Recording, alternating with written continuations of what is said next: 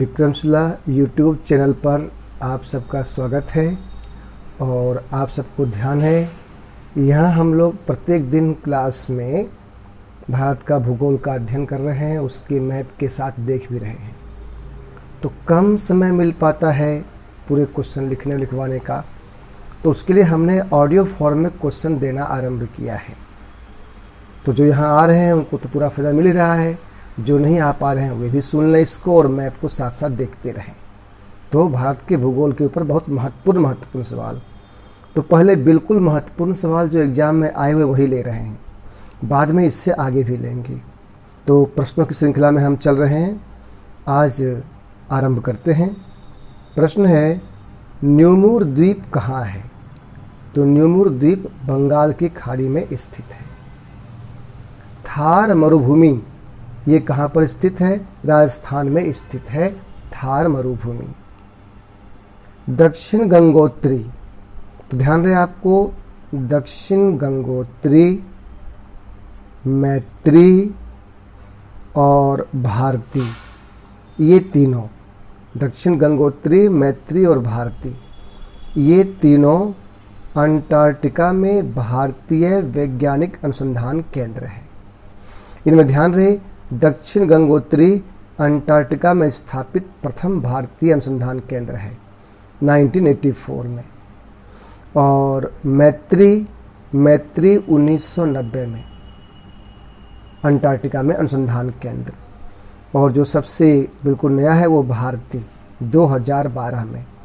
तो ये तीन हो गए अपने भारतीय वैज्ञानिक अनुसंधान केंद्र अंटार्कटिका में।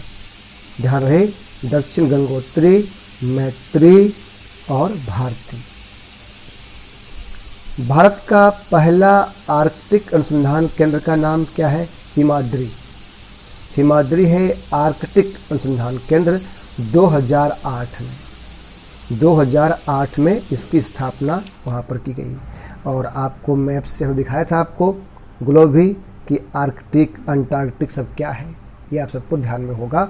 ये हम लोग रोज अध्ययन कर रहे हैं, बाकी जो लोग ऑडियो से सुन रहे हैं तो वहाँ देखते भी जाएं, साथ साथ एटलस का अध्ययन करें निकाल करके उसमें कि भाई आर्कटिक 66.5 डिग्री उत्तरी अक्षांश, अंटार्कटिक 66.5 डिग्री दक्षिणी अक्षांश, तो साथ साथ देखेंगे तो अच्छा रहेगा। अगला प्रश्न है, हैदराबाद का जुड़वां नगर ये कौन सा है? सिकंदराबाद। कोच्चि का जुड़वां नगर एर्नाकुलम। जम्मू कश्मीर राज्य का वह हिस्सा जिस पर चीन का अधिकार है वो क्या कहलाता है? अक्साई चीन। तो अक्साई चीन अपने ही जम्मू कश्मीर राज्य का हिस्सा है जिस पर चीन का अधिकार है। भारत का एकमात्र शीत मरुस्थल कौन सा है? लद्दाख। भारतीय उपमहाद्वीप मूलतः एक विशाल भूखंड का भाग था जिसे किस नाम से जानते हैं? गोंडवाना लैंड। तो आपको ध्यान रहे भाई, यहाँ गोंडवाना लैंड का हिस्सा अपना। तो यहाँ साथ साथ यह भी हम लोग कर लें कि बहुत समय पहले प्राचीन काल में संपूर्ण पृथ्वी का स्थलखंड आपस में जुड़े हुए थे। तो इस आपस में जुड़े हुए स्थलखंड के महाद्वीप का क्या नाम था? पेंजिया। तो आ जाए आपको पेंजिया क्या? तो पृथ्वी के सभी स्थलखंड प्राचीन काल में आपस में जुड़े हुए थे कार्बोनिफेरस युग में। तो इस बृहत महाद्वीप का नाम था पेंजिया, और इसके चारों ओर बृहत महासागर का विस्तार था, उसका नाम था पेंथालासा। तो पेंजिया क्या हो गया? बृहत महाद्वीप, और पेंथालासा क्या हो गया? बृहत महासागर। फिर महाद्वीपीय विस्थापन सिद्धांत के अनुसार, जो कि जर्मन विद्वान वेगनर ने दिया, उसने कहा कि कालांतर में इसका हो गया विभाजन होने से जो उत्तरी भाग है, उत्तरी भाग कहलाया अंगारा लैंड या लोरेंसिया, और दक्षिणी भाग कहलाया गोंडवाना लैंड। ये दो भाग बन गए इसके। इनमें से जो गोंडवाना लैंड है इसका हिस्सा अपना प्रायद्वीपीय भारत, गोंडवाना लैंड का, जिसमें दक्षिण अमेरिका, अफ्रीका, प्रायद्वीपीय भारत, मेडागास्कर, ऑस्ट्रेलिया, और जो उत्तरी हिस्सा हुआ अंगारा लैंड, उसमें उत्तरी अमेरिका, यूरोप और एशिया। तो यहाँ ये शब्द आ गए तो अपना प्रश्न बन गया। तो यहाँ से आपको यह भी मिल गया कि पेंजिया क्या है, पेंथालसा क्या है, अंगारा लैंड क्या है, गोंडवाना लैंड क्या है, और ये जो अलग अलग बना है ये सिद्धांत, इसका नाम है महाद्वीपीय विस्थापन सिद्धांत, जो कि जर्मन विद्वान वेगनर ने दिया। तो आपको साथ साथ ये क्वेश्चन मिल रहा है, ध्यान से आप सुनिए, इसको नोट्स भी बना लीजिए, बार बार सुनिए, इसको पक्का हो जाएगा। और जो समझ में नहीं आए क्वेश्चन लिख के लाइए और यहाँ क्लास में पूछिए। अगला प्रश्न है आपका कि भारत के किस राज्य को पहले नेफा के नाम से जानते थे? नेफा किस राज्य का नाम? तो किस राज्य का नाम भाई? नेफा, अरुणाचल प्रदेश, अरुणाचल प्रदेश का नाम नेफा। नेफा का विस्तार रूप क्या है? North east frontier agency. तो आ जाए, नेफा पहले किसका नाम था? अरुणाचल प्रदेश का ही नाम था नेफा, जो बाद में फिर 1972 में केंद्र शासित प्रदेश बना, और फिर ये आगे चल कर के फिर ये 1990 ईस्वी में ये राज्य बन गया। झांसी नगर किस राज्य में स्थित है? उत्तर प्रदेश में स्थित है झांसी। तीन और बांग्लादेश से घिरा राज्य कौन सा है अपना? त्रिपुरा। भारत का सबसे ऊंचा दर्रा कौन सा है? काराकोरम दर्रा। ये सबसे ऊंचा दर्रा है भारत का, 5624 मीटर। काराकोरम दर्रा जो है कहाँ पर स्थित है? ये लद्दाख में स्थित है। चीन को जाने वाली सड़क किस दर्रे से गुजरती है? काराकोरम दर्रा से। कौन सा दर्रा श्रीनगर से गिलगित को जोड़ती है? बुर्जिल दर्रा। जम्मू से श्रीनगर जाने का मार्ग किस दर्रा से गुजरता है? बनिहाल दर्रा से। जवाहर सुरंग किस दर्रे में स्थित है? बनिहाल दर्रे में। भारत में आर्य, आप सबको ध्यान में होगा, आपको ये आ जाए कि आर्य, तो जो आर्य है ना, वो भारत में किस दर्रे से होकर आए थे? वो है खैबर दर्रा। आर्य, तो ध्यान रहे आपको, इतिहास में है आपका आर्य। आर्य का शाब्दिक अर्थ है श्रेष्ठ, और उसमें एक प्रश्न आता है, विवाद का विषय भी है, लेकिन जीके पॉइंट ऑफ व्यू से वो क्वेश्चन छोटे से लेकर बड़े आईएएस के एग्जाम तक आता है कि जो आर्य है कहाँ से आए। तो आर्य के बारे में जो सबसे मान्य सिद्धांत आने का है कि आर्य मध्य एशिया से आए। मध्य एशिया से आर्य आए। मैक्स मुलर, जर्मन दार्शनिक मैक्स मुलर ने यह सिद्धांत दिया है कि आर्य मध्य एशिया से आए।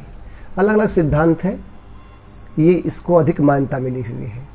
इसी प्रकार से आपका है कि स्वामी दयानंद सरस्वती के अनुसार आर्य कहाँ से आए? तिब्बत से आए।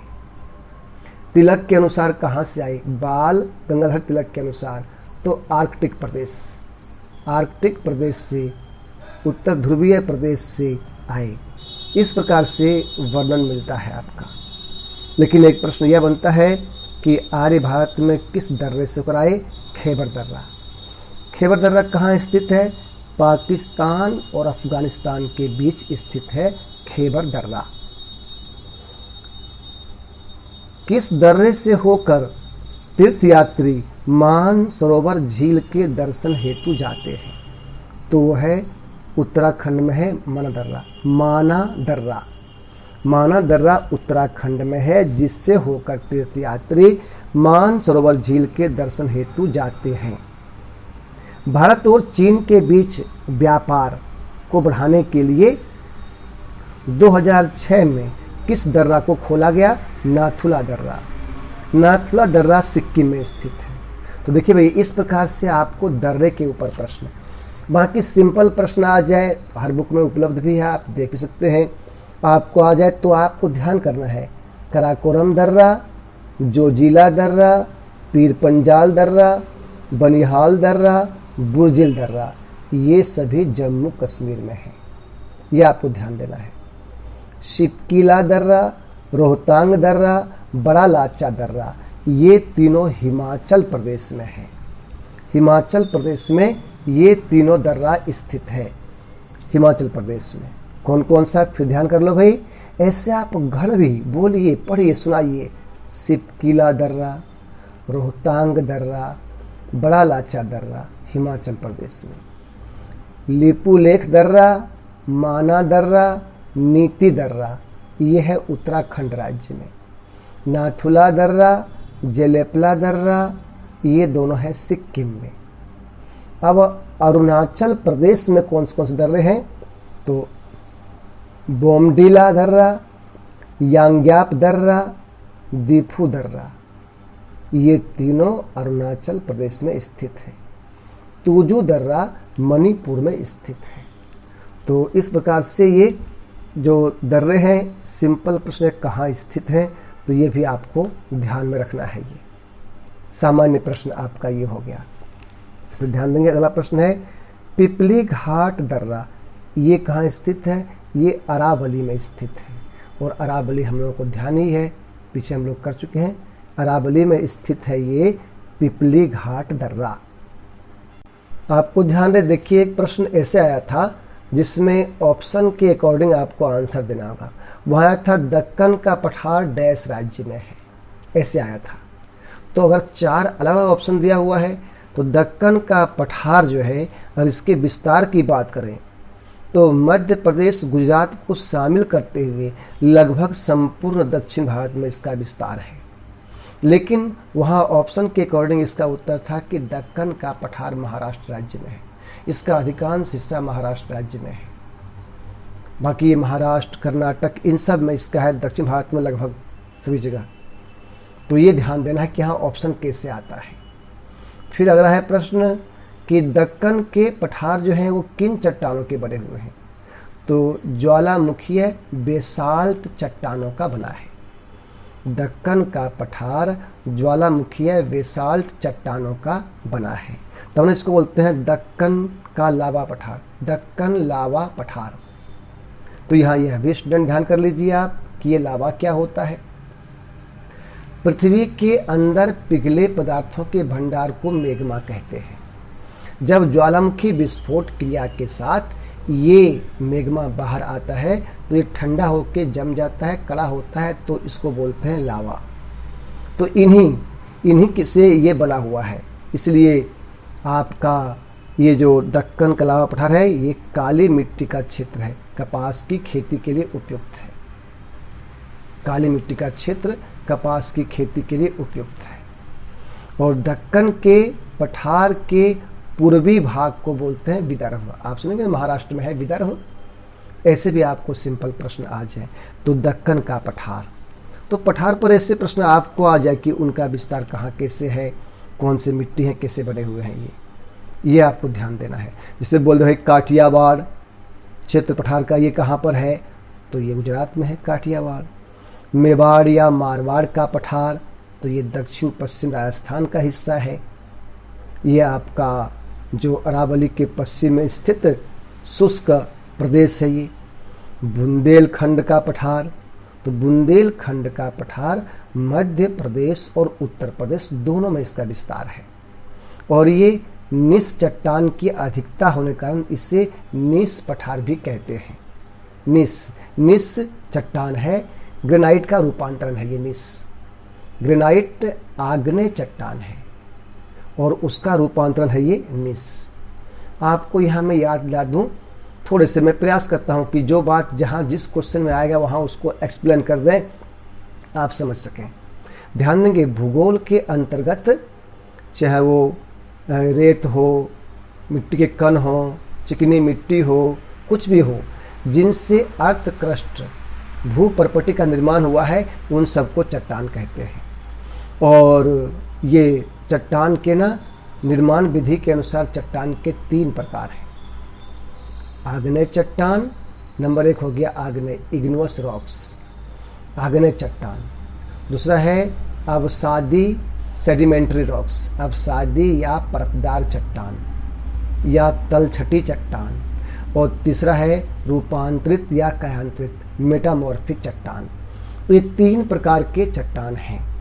और आपको ध्यान रहे भाई, सबसे पहले आग्नेय चट्टान का निर्माण हुआ है ज्वालामुखी क्रिया के फलस्वरूप, और इसीलिए इसे प्राथमिक चट्टान कहते हैं, प्राइमरी रॉक्स के नाम से जानते हैं। और इसी का एग्जाम्पल है आपका ग्रेनाइट, बेसाल्ट। तो आप देख रहे हैं ना ये, और इससे ग्रेनाइट का रूपांतरण है नीस, जिससे बना है ये बुंदेलखंड चट्टान। और बेसाल्ट भी आग्नेय है। ये बेसाल्ट चट्टान आपका यहाँ पर देख रहे हैं ना आप, वो दक्कन, तो ये दक्कन का जो पठार है उसका ज्वालामुखी बेसाल्ट चट्टान से बना है। तो ये हुआ ग्रेनाइट, बेसाल्ट, आग्नेय का एग्जाम्पल। और पहले से ये मौजूद है चट्टान आग्नेय। इसके कणों के, टूटे फूटे कणों के परत दर परत जमने से बना है अवसादी या परतदार चट्टान बना है इसके। तो ये हुआ अवसादी या परतदार चट्टान। जैसे आपका ये चूना पत्थर है, कोयला है, ये अवसादी, चिकनी मिट्टी है, ये अवसादी हुआ। अब 2 चट्टान पहले से हैं और इनके ताप से, दाब से या रसायन में परिवर्तन होने के कारण इनके रूप में बदलाव होता है, तो बनता है रूपांतरित चट्टान। जैसे ग्रेनाइट का नीस में हो गया, चिकनी मिट्टी का स्लेट में हो गया, कोयला का ग्रेफाइट में, हीरा में हो गया। तो ऐसे आगे भी ये मिलेगा आपको, यहाँ हमने आपको समझा दिया। तो बुंदेलखंड का पठार का विस्तार कहाँ है? मध्य प्रदेश एवं उत्तर प्रदेश में। फिर आपका बघेल खंड का पठार जो है ये मध्य प्रदेश और छत्तीसगढ़ में इसका विस्तार है, बघेल खंड का पठार। और जो छोटा नागपुर पठार है ये झारखंड, बिहार, पश्चिम बंगाल, ओडिशा, छत्तीसगढ़, झारखंड पठार, ये छोटा नागपुर पठार। रांची का पठार भी कहते हैं इसको, तो ऐसे भी आ जाए छोटा नागपुर पठार, रांची का पठार, ऐसे भी आप प्रसिद्ध है वो। और ये जो छोटा नागपुर पठार है ये यूरेनियम, कोयला, लोहा, बॉक्साइट, अब्रक, माइका बोलते हैं अब्रक को, इसका बृहद भंडार है, इसलिए इसको बोलते हैं भारत का रूर बोलते हैं इसको। रायलसीमा का पठार ये आंध्र प्रदेश में, आंध्र प्रदेश के पश्चिम भाग में स्थित ये प्राचीन शुष्क पठार है। मेघालय का पठार, नाम ही मेघालय है, ये मेघालय में पड़ता है, ये मेघालय में। और दक्कन का पठार अभी आपने सुन लिया है। मालवा पठार राजस्थान और मध्य प्रदेश का हिस्सा है, ये आपका अरावली और विंध्य श्रृंखला के मध्य में स्थित है। दंडकारण्य पठार, दंडकारण्य पठार छत्तीसगढ़, ओडिशा, तेलंगाना, आंध्र प्रदेश, इतने राज्यों में इसका विस्तार है। और आज भारत का सबसे ऊंचा पठार कौन सा है? तो भारत का सबसे ऊंचा पठार जो है वो है आपका लद्दाख का पठार, ये भारत का सबसे ऊंचा पठार है। तो आप देखिए पठार पर ऐसे ऐसे प्रश्न, तो ये आपके ध्यान देना है। अब देखिए ध्यान देंगे, मैं बार बोल रहा हूँ कि यहाँ क्लास में आपको मैप दिखा भी रहा हूँ मैं, आप सब अपने घर में भी मैप का अध्ययन की स्टडी कीजिए, क्योंकि टाइम यहाँ कम मिलता है, तो आपको प्रेरित करना है ताकि आप अच्छे से स्टडी कर सकें। अब देखिए बहुत सिंपल प्रश्न आपको आ जाए कि भारत के पूर्वी तट पर स्थित प्रमुख बंदरगाह कौन कौन से हैं। तो पूर्वी तट पर जो बंदरगाह हैं उनमें पाराद्वीप ओडिशा में, कोलकाता पश्चिम बंगाल में, विशाखापत्तनम आंध्र प्रदेश में, चेन्नई, तूतीकोरिन और एन्नोर ये पड़ता है तमिलनाडु राज्य में। ये पूर्वी तट के बंदरगाह हुए प्रमुख। सिंपल एक सीधा आ जाए इसमें कौन सा पूर्वी तट का है या नहीं है, तो ये आपको ध्यान देना है। पूर्वी तट। अब है पश्चिमी तट। भारत के पश्चिमी तट पर स्थित प्रमुख बंदरगाह कौन कौन से हैं? कांडला गुजरात में, मुंबई महाराष्ट्र, मार्मागोआ गोवा में, बेंगलुरु कर्नाटक, कोच्चि मंगलुरु, बेंगलुरु नहीं मंगलोर या मंगलुरु, मंगलुरु है, मंगलुरु ध्यान देंगे यहाँ पर, बेंगलुरु नहीं है, मंगलुरु कर्नाटक में, कोच्चि केरल में, न्हावा शेवा महाराष्ट्र में। ये हो गए पश्चिमी तट पर स्थित बंदरगाह। तो एक सिंपल आ जाए, पूर्वी तट, पश्चिम तट, मैप से देख लेंगे, आपको खूब आनंद आएगा इसमें। अब इस पर ऐसे प्रश्न हो जाएंगे कि भारत का सबसे बड़ा बंदरगाह कौन सा है? मुंबई। प्राकृतिक बंदरगाह कौन सा है? विशाखापत्तनम। कृत्रिम बंदरगाह कौन सा है? चेन्नई। ज्वारीय बंदरगाह कौन सा है? कांडला, जो ज्वार के साथ। और जो नदी बंदरगाह है वो कोलकाता। तो इस प्रकार से अलग अलग प्रश्न आपको आ जाए, और पूर्व तट, पश्चिम तट पर मैं आपको दिखा रहा हूँ प्रश्न कैसे कैसे बन रहा है। ऐसे आपको स्टडी करना है साथ साथ। अब अगला प्रश्न है आपका, एलिफेंटा द्वीप ये कहाँ है? तो मुंबई स्थित गेटवे ऑफ इंडिया से 10 किलोमीटर की दूरी पर स्थित है ये एलिफेंटा द्वीप। रामेश्वरम द्वीप कहाँ है? तमिलनाडु के रामनाथपुरम जिले में स्थित है। मुख्य भूमि से यह द्वीप किसके द्वारा अलग होता है? पंबन चैनल द्वारा अलग होता है, जो कि यह जो है भारत और श्रीलंका के मध्य स्थित द्वीप है। सालसेत द्वीप, सालसेत द्वीप ये आपका पश्चिम तटीय राज्य महाराष्ट्र में स्थित है। मुंबई और ठाणे नगर इसी द्वीप पर स्थित है। तो आपने देखा ना, पंबन द्वीप कहाँ है, ये आ गया। अच्छा, ऐसे भी वहाँ ऑप्शन पर क्वेश्चन डिपेंड करेगा। जैसे अभी तो हमने ये देख लिया कि भाई जो रामेश्वरम द्वीप है, यहाँ पर बोला है पंबन, कई बार आपको आ जाए पंबन द्वीप। तो पंबन द्वीप मन्नार की खाड़ी में स्थित है। यह भारत एवं श्रीलंका के बीच जो एडम्स ब्रिज है, राम सेतु का भाग है, इसी को बोलते हैं रामेश्वरम द्वीप भी। तो आप ध्यान देंगे, रामेश्वरम द्वीप, पंबन द्वीप। लेकिन प्रश्न ऐसे आ जाए, एक ही बात है। तो मन्नार की खाड़ी में स्थित जो पंबन द्वीप है, इसे रामेश्वरम द्वीप के नाम से भी जानते हैं। फिर अगला प्रश्न है आपका, व्हीलर द्वीप। व्हीलर द्वीप जो है ये ओडिशा के तट पर ब्राह्मणी नदी के मुहाने पर स्थित है, व्हीलर द्वीप। और ये अपना भारत का मिसाइल परीक्षण केंद्र है। ये यहाँ पर मिसाइल का परीक्षण भारत करता है। वर्तमान में इस द्वीप का नाम क्या है? अब्दुल कलाम द्वीप रखा गया। मिसाइल मैन अब्दुल कलाम जी के नाम पर इसे अब्दुल कलाम द्वीप इसका नाम रखा गया है। तो ये व्हीलर द्वीप कहाँ है? ये।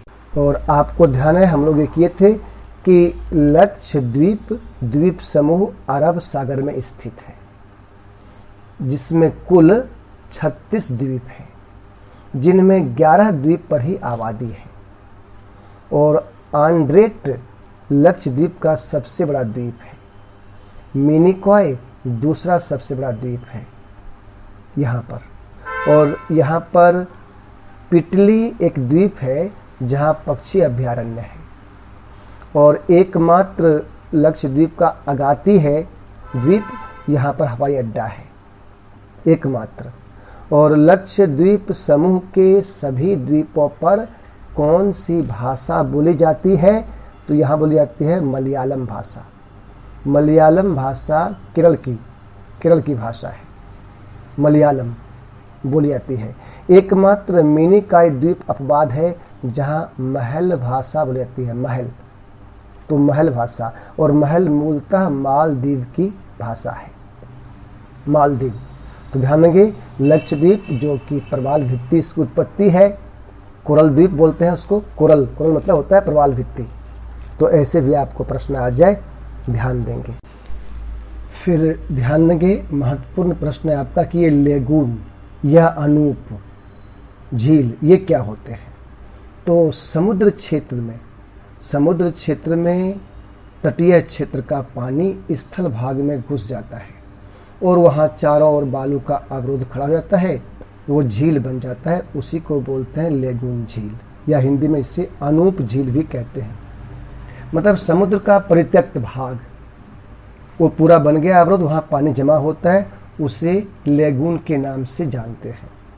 तो भारत में ये लेगून झील का जो एग्जाम्पल है, चिल्का झील ओडिशा में, पुलिकट झील तमिलनाडु में, कोलेरू झील आंध्र प्रदेश में, और जो केरल राज्य की झील है, ये सभी इसके एग्जाम्पल हैं। आपका ये लेगून झील का एग्जाम्पल है। तो आपको ऐसे भी आ जाए कि लेगून झील क्या होता है।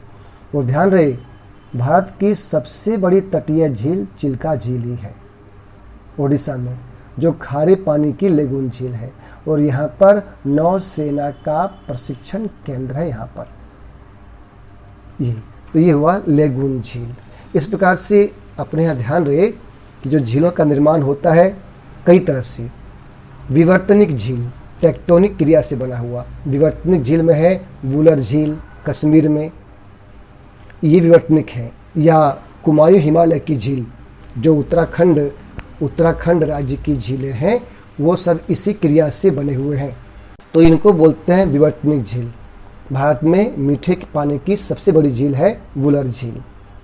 और फिर आपका ज्वालामुखी क्रिया से बनती है झील, जिसे महाराष्ट्र में लोनार झील, ये ज्वालामुखी क्रिया के द्वारा इनका निर्माण हुआ है, लोनार झील का। राजस्थान में पुष्कर झील का निर्माण भी हुआ है इसी के द्वारा। तो ऐसे भी आपको आ जाए कि महाराष्ट्र की लोनार झील, राजस्थान की पुष्कर झील का निर्माण किस क्रिया से हुआ है, तो ये ज्वालामुखी क्रिया द्वारा हुआ है।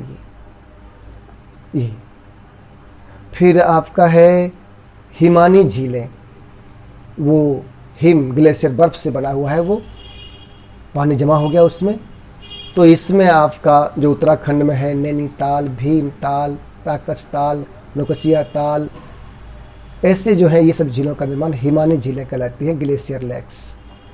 और वायु द्वारा निर्मित झील, जिनको हम बोलते हैं प्लाया भी, ये मिलते हैं रेगिस्तान क्षेत्र में। वायु द्वारा निर्मित झील को ही हम बोलते हैं प्लाया झील। जैसे राजस्थान की है सांभर झील, डिडवाना, लूनकरनसर, पंचभद्रा, ये सभी इसके एग्जाम्पल हैं। और आपको ऐसे प्रश्न भी आ जाए तो ये ध्यान देना भाई कि भारत में खारे पानी की जो सबसे बड़ी झील है वो कौन सी झील है, तो सांभर झील है। सांभर झील भारत में सबसे अधिक खारे पानी की झील है। ये जयपुर डिस्ट्रिक्ट में स्थित है ये। लेकिन सबसे बड़ी मीठे पानी की झील कौन सी है, वुलर झील जम्मू कश्मीर में है, जिस पर तुलबुल परियोजना स्थित है। और अगर यह प्रश्न है भारत की सबसे बड़ी कृत्रिम झील, तो ये गोविंद बल्लभ पंत सागर है, जो रिहंद नदी पर बनाए गए बांध से बना है।